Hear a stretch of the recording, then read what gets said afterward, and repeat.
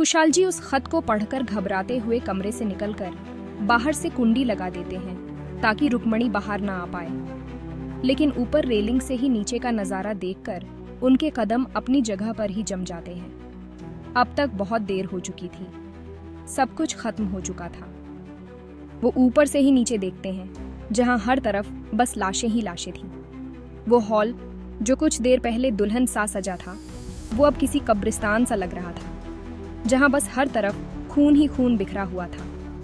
ये सब देखकर उनकी आंखों से आंसू निकलने लगते हैं। वो किसी पागल की तरह भागकर सीढ़ियों से नीचे आने लगते हैं। अभी वो आखिरी सीढ़ी पर पहुंचे ही थे कि उनका पैर किसी चीज से टकराता है। इससे पहले वो गिरते जल्दी से खुद को संभालते हुए नीचे देखते हैं। नीचे देखकर वो जोर से चिल्लाते हैं, बापूसा।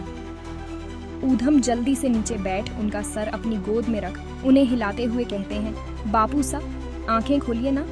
ये क्या हो गया है आपको?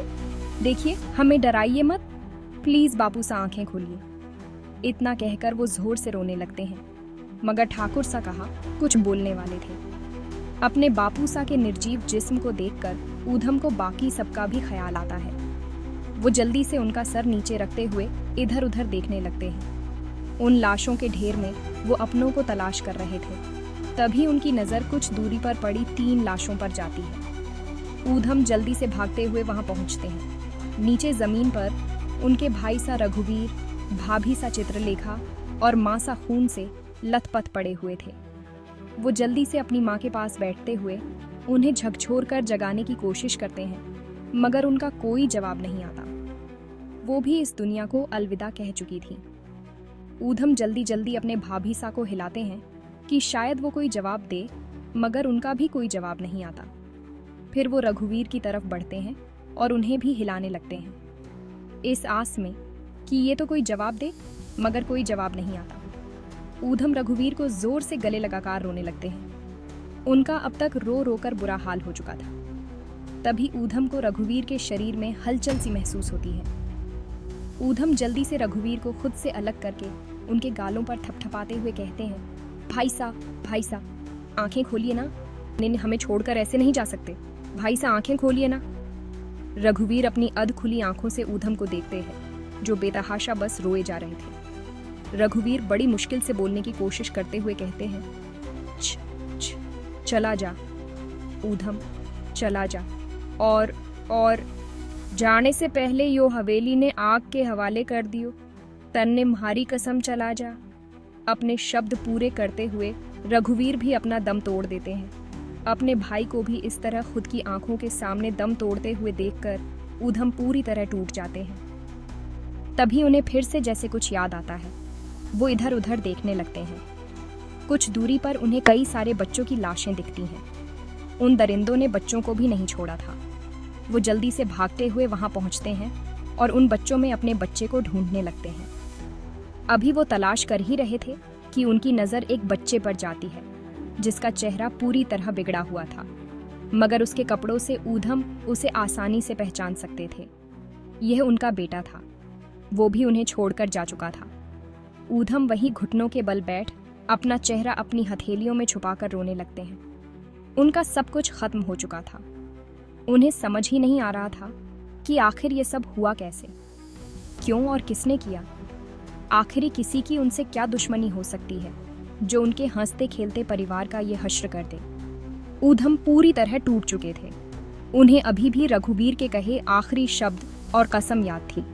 वो अभी सोच ही रहे कि क्या करे, तभी उन्हें किसी के कदमों की आहट महसूस होती है और साथ में किसी के चिल्लाने की आवाजें आने लगती हैं, जो कह रहे हैं, उस ऊधम ने ढूंढो।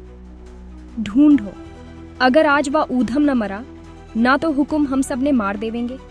उनकी बातें सुनकर ऊधम ये तो समझ गए कि आज ये लोग उन्हें यहाँ से मार कर ही जाएंगे। वो खुद को संभालते हुए जल्दी से अपने कमरे की तरफ भागते हैं, जहाँ रुक्मणी अभी भी दरवाजा खटखटाए जा रही थी। ऊधम जल्दी से अपने कमरे में जाते हुए रुक्मणी से कहते हैं, अभी आप कोई सवाल नहीं पूछेंगी, हम आपको बाद में सब कुछ बताएंगे। इतना कहकर ऊधम रुक्मणी का हाथ पकड़ते हुए उन्हें कमरे में बने एक खुफिया रास्ते की तरफ ले जाकर खड़ा कर देते हैं और वापस अपने कमरे में आकर एक बार उस कमरे को अपनी नम आंखों से बहुत ध्यान से देखते हैं। फिर कोने में रखे मिट्टी के तेल को पूरे कमरे में और ऊपर मंजिल से ही हाइनल में फेंक देते हैं।